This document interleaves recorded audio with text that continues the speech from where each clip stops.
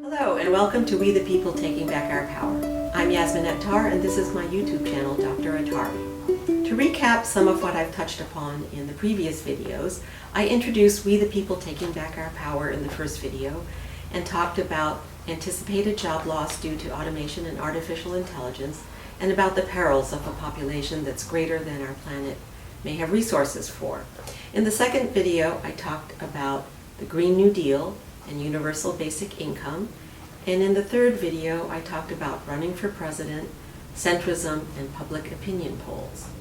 You don't have to watch these videos in any particular order, but I am somewhat building upon the previous video as I go on. My purpose here is to introduce pressing issues so that we can get informed and be in a position to take action. I started making these videos because I wanted to create a forum where we could learn, exchange ideas, and formulate our thoughts. Each video has included an interview with someone, not an expert or authority, but an ordinary person. I want this to lead to people feeling as though we are participating in politics rather than sitting on the sidelines and being passive recipients. I also want to maintain hope for the future. The reason I have hope is because half of the world's population is below the age of 30, and indications are the younger generation is progressive-minded. Young people all over the world are making their voices heard. In the United States, the Enough movement, propelled by high schoolers wanting national action on gun violence, has emerged. The Sunrise movement, engendering climate action, is also taking off. As I said in the first video, the younger generation doesn't need us, the older generation, although many of us are similar-minded. I suggest the younger generation use us in whatever way we can be helpful, probably mostly raising money. Public opinion polls in the United States show that not only is the millennial generation progressive, but the post-millennial generation, known as the Y generation or sometimes also as the I generation, is even more progressive than the millennials. So there is reason for hope. Here is a handy generation chart so you can keep track of who's who. There's the World War II generation, sometimes known as the silent generation. There's the baby boomers, which I'm a part of.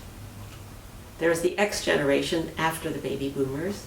Then the Y generation, also known as the millennials. And then the Z generation, the post-millennials. I wonder what we're going to do about the next generation. Are we going to start from the beginning of the alphabet? Generation A1? I really believe our future political candidates must be responsive to the younger generation. We need candidates who are younger, female, and persons of color. I'm not a big advocate of diversity for the sake of diversity, but I definitely want something other than the establishment politician. Another thing I firmly believe is that super intellectualized discussions are not going to be the way we move forward in the political landscape.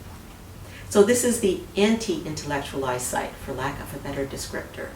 You don't have to have a PhD in economics or political science.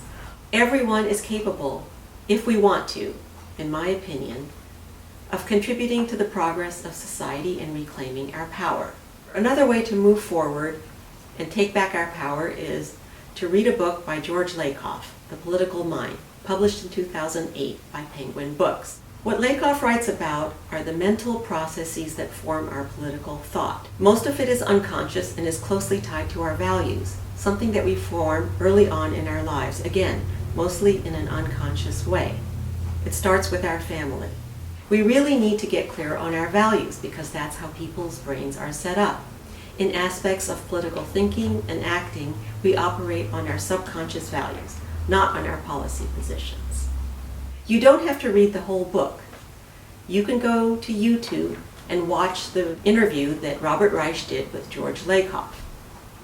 Just look up Robert Reich and George Lakoff and you will find the 26-minute video where Dr. Lakoff talks about the different types of political thinking and ways of communicating that are effective versus ones that aren't. You will quickly realize that many politicians have been doing it all wrong. I follow Robert Reich on Facebook, and if you're on Facebook, I would highly recommend that you follow his page. Robert Reich has a PhD in economics, and he has worked for several presidential administrations, Gerald Ford, Jimmy Carter, and he was Bill Clinton's Secretary of Labor from 1993 to 1997. Currently, Dr. Reich teaches at UC Berkeley. On your own, you can follow other noted economists who are writing and commenting in the media. Joseph Stiglitz, Paul Krugman, Thomas Piketty, those are just a few. So I know I'm sending you to YouTube, Facebook, and Wikipedia. A friend of mine calls Facebook the electronic ghetto. Well, welcome to the ghetto. That's it for now. I hope you enjoyed this video. Please don't forget to like, subscribe, and comment. I would really like to hear back from you. What do you have strong feelings about that you would like to discuss on We the People Taking Back Our Power? Here are a few ground rules. Only positivity is allowed on this site. Respect and civil language at all times. And when it's your idea, you should get credit for it. Today we talked about getting energized and informed, participating actively versus passively in politics, and about how our political mind works. I don't have an interview today, but I thought you might like to meet my production staff. Meet my camera crew. My camera crew. Meet my lighting technicians. I think I'm going to have to find a different time of day to shoot. Here's my peanut gallery.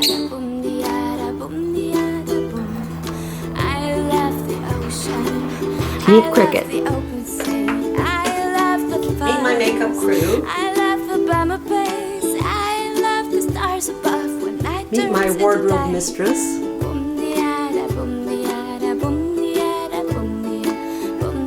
Is this okay?